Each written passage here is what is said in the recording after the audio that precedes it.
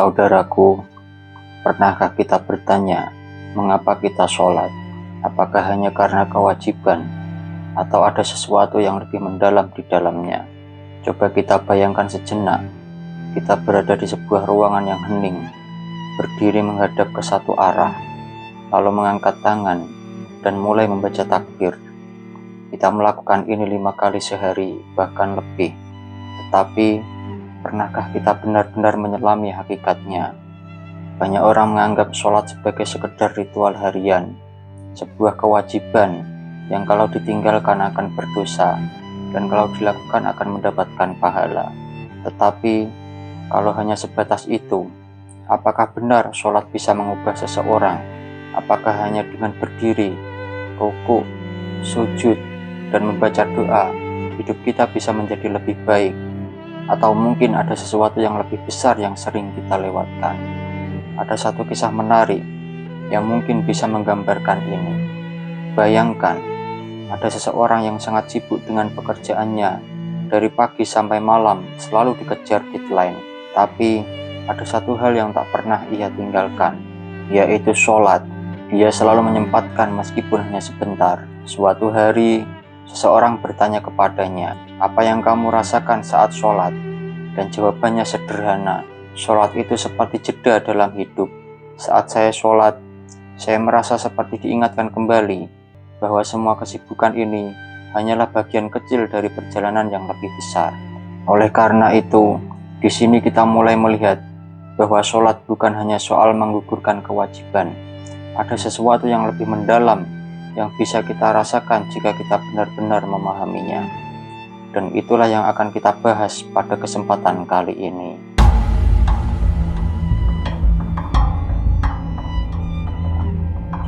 Saudaraku yang beriman, ketika kita berdiri di hadapan Allah, kita sedang memasuki sebuah komunikasi yang tidak biasa. Kita bukan hanya membaca doa atau menghafal bacaan, tetapi kita sedang berbicara langsung kepada Sang Pencipta.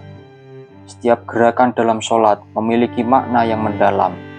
Takbiratul Ihram misalnya, bukan hanya sekedar mengangkat tangan dan mengucapkan Allahu Akbar, tapi juga sebuah simbol bahwa kita meninggalkan dunia sejenak dan masuk di hadapan Allah. Ini adalah titik di mana kita melepaskan semua gangguan dan benar-benar fokus pada hubungan kita dengan Allah. Lalu, ketika kita rukuk, ini bukan hanya soal membungkukkan badan. Rukuk adalah simbol dari ketundukan. Bayangkan, seorang hamba yang berdiri di hadapan raja, lalu membungkukkan badannya sebagai tanda hormat. Begitu pula dengan kita di hadapan Allah. Rukuk mengajarkan bahwa kita di dunia ini bukanlah siapa-siapa. Kita bisa memiliki harta, jabatan, kekuasaan, tetapi di hadapan Allah, kita hanyalah seorang hamba yang tunduk dan patuh. Kemudian, sujud ini adalah momen paling rendah secara fisik, tapi justru menjadi momen paling tinggi secara spiritual. Saat sujud, kepala kita yang biasanya tegak justru diletakkan di tanah. Kepala kita yang biasanya tegak justru diletakkan di tanah. Ini adalah simbol dari kepasrahan total, seolah-olah kita berkata, "Ya Allah, aku tidak punya apa-apa. Aku bergantung sepenuhnya hanya kepadamu." Dan menariknya, wahai saudaraku, dalam banyak hadis disebutkan bahwa saat sujud adalah momen di mana doa kita paling dekat untuk dikabulkan. Mengapa bisa begitu? Karena di titik itu, ego kita benar-benar lenyap. Setiap bagian dari sholat sebenarnya sedang melatih kita. Bukan hanya sekedar gerakan tanpa makna, tetapi sebuah pelajaran hidup. Ketika kita membaca surat Al-Fatihah, kita sedang mengulang-ulang doa yang sebenarnya mencerminkan kebutuhan kita setiap hari. Tunjukkan kami ya Allah kepada jalan yang lurus. Ini bukan sekedar permintaan sekali saja, tapi pengingat bahwa setiap hari kita butuh bimbingan dari Allah. Kita sering berpikir kita tahu apa yang terbaik untuk diri kita, akan tetapi kenyataannya kita sering tersesat. Lalu mengapa banyak orang sholat tapi tetap melakukan keburukan? Ini adalah pertanyaan yang sering muncul. Kalau sholat bisa mencegah perbuatan keji dan mungkar, mengapa masih ada orang yang rajin sholat, tetapi perilakunya tidak berubah? Jawabannya ada pada bagaimana kita memahami sholat itu sendiri. Kalau kita hanya melihatnya sebagai kewajiban tanpa benar-benar meresapi maknanya, maka sholat kita bisa menjadi sekedar rutinitas yang kosong. Tetapi kalau kita benar-benar hadir dalam setiap sholat, menjiwai setiap bacaan dan gerakan, maka sholat itu akan masuk ke dalam hati kita dan mulai membentuk karakter kita. Coba kita ambil contoh sederhana, ketika kita membaca Allahu Akbar, apakah kita benar-benar merasakan bahwa Allah lebih besar dari segalanya? Kalau kita betul-betul memahami bahwa Allah lebih besar dari masalah kita, lebih besar dari rasa takut kita, lebih besar dari segala keinginan dunia kita, maka kita tidak akan mudah stres, tidak akan mudah marah, tidak akan mudah tergoda oleh hal-hal yang buruk. Begitu pula dengan bacaan-bacaan lain dalam sholat. Ketika kita membaca doa dalam duduk di antara dua sujud, kita meminta ampunan, meminta rahmat, dan minta petunjuk dari Allah. Tapi apakah kita benar-benar merasakan bahwa kita membutuhkannya, atau hanya sekedar membaca tanpa berpikir? Saudaraku yang dimuliakan Allah, hakikat sholat bukan hanya soal melakukan gerakan dan bacaan. Hakikat sholat adalah kesadaran bahwa kita sedang berdiri di hadapan Allah, berbicara dengannya, dan menghubungkan diri kita dengannya. Jika sholat kita dilakukan dengan kesadaran yang penuh, maka ia akan menjadi sesuatu yang mengubah diri kita dari dalam. Dan itulah mengapa kita perlu terus belajar dan memperbaiki sholat kita. Karena sholat bukan hanya ibadah, tetapi sebuah perjalanan spiritual yang akan membentuk siapa kita sebenarnya. Ketika kita mulai memahami bahwa sholat bukan sekedar gerakan, tapi sebuah dialog dengan Allah, kita akan mulai merasakan perbedaannya. Ada satu perumpamaan yang menarik. Mari kita bayangkan, ada dua orang yang menerima surat dari seorang raja. Yang satu hanya membaca surat itu sekilas tanpa benar-benar peduli isinya. Sementara yang satu lagi membaca dengan penuh perhatian, merenungi setiap kata, dan benar-benar mengerti pesan yang ingin disampaikan. Kira-kira, siapa yang akan lebih terpengaruh oleh isi surat itu? Begitu pula dengan sholat. Ada orang yang sholatnya hanya sebatas menggugurkan kewajiban, tapi ada juga yang menjadikannya sebagai percakapan intim dengan Allah. Dan perbedaannya bukan hanya terasa saat sholat, tapi juga dalam kehidupan sehari-hari. Orang yang benar-benar memahami sholat akan lebih tenang, lebih sadar, dan lebih mudah menghadapi kehidupan. Karena setiap kali dia sholat, dia seperti sedang mengisi ulang dirinya dengan energi spiritual yang membuatnya lebih kuat. Bahkan, kalau kita lihat dari sisi psikologis, sholat punya dampak yang luar biasa. Ketika kita sholat dengan khusyuk, fokus pada setiap bacaan dan gerakan, kita sebenarnya sedang melatih diri kita, melatih kesadaran penuh terhadap momen yang sedang kita jalani. Ini mirip dengan konsep meditasi, di mana seseorang diajarkan untuk benar-benar hadir dalam setiap detik kehidupannya. Bedanya dalam sholat, kesadaran ini tidak hanya membawa ketenangan, tapi juga koneksi spiritual yang lebih dalam dengan Allah Subhanahu wa Ta'ala. Saudaraku yang dimuliakan Allah, ada satu hal menarik yang sering luput dari perhatian kita. Sholat itu punya ritme, punya pola yang terus berulang, mulai dari berdiri, ruku, sujud, duduk, lalu kembali berdiri. Ini sebenarnya bukanlah kebetulan. Ada makna di balik pengulangan ini, seperti ombak yang datang dan pergi di lautan, seperti nafas yang kita hirup dan kita hembuskan. Sholat mengajarkan kita tentang keseimbangan, bahwa dalam hidup ada saat kita harus tegak berdiri menghadapi ujian, ada saat kita harus duduk dengan penuh ketawaduan, ada saat kita harus benar-benar berserah, dan ada saat kita harus bangkit kembali. Dan kalau kita pikirkan lebih jauh, kenapa sholat harus 5 waktu? Kenapa tidak sekali sehari saja, atau hanya di hari-hari tertentu? Jawabannya sungguh sangat sederhana, karena kita butuh diingatkan terus-menerus. Bayangkan kalau kita hanya diberi makan sekali dalam seminggu, apakah tubuh kita bisa bertahan? Begitu pula dengan roh kita. Ia butuh asupan spiritual setiap hari, bahkan beberapa kali dalam sehari, karena dunia ini penuh dengan distraksi, penuh dengan hal-hal yang bisa membuat kita lupa siapa kita. Sebenarnya, sholat itu seperti mercusuar di tengah lautan yang gelap. Setiap kali kita merasa tersesat, Sholat mengarahkan kita kembali ke jalur yang benar. Makanya, orang yang benar-benar menjaga sholatnya dengan penuh kesadaran akan lebih sulit tergoda oleh hal-hal yang tidak baik. Bukan karena dia tidak punya nafsu atau keinginan, tapi karena hatinya sudah terbiasa mengingat Allah. Dan ada satu hal juga yang perlu kita renungkan, bagaimana sholat bisa menjadi penyeimbang dalam kehidupan kita. Dalam sholat ada elemen fisik, ada elemen mental, dan ada juga elemen spiritual.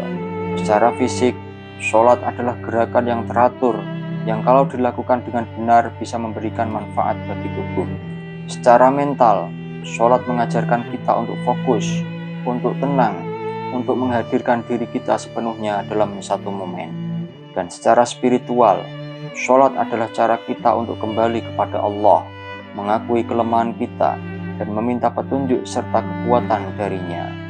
Makanya kalau kita merasa hidup ini berat, kalau kita merasa banyak masalah yang sulit, coba lihat kembali bagaimana kualitas sholat kita. Apakah kita benar-benar hadir dalam sholat? Apakah kita betul-betul sudah menjiwai setiap bacaan dan gerakan? Atau kita hanya sekedar menjalankannya tanpa benar-benar meresapi? Karena pada akhirnya, sholat itu bukan soal menggugurkan kewajiban. Sholat adalah tentang menemukan kembali diri kita, tentang mengingat siapa kita sebenarnya, kemana kita akan pergi, dan untuk apa kita diciptakan. Saudaraku yang dirahmati Allah, kalau kita pikirkan lebih dalam, sholat ini sebenarnya adalah hadiah, bukan beban. Mari kita coba renungkan sejenak. Allah yang Maha Kuasa, yang tidak membutuhkan apapun dari kita, justru memberikan kita kesempatan untuk berbicara langsung dengannya 5 kali sehari. Itu bukan kewajiban dalam arti sesuatu yang membebani, tapi lebih kepada bentuk kasih sayang. Bayangkan, kalau kita punya seorang sahabat yang selalu siap mendengarkan, selalu siap membantu, dan selalu ada kapanpun kita butuh.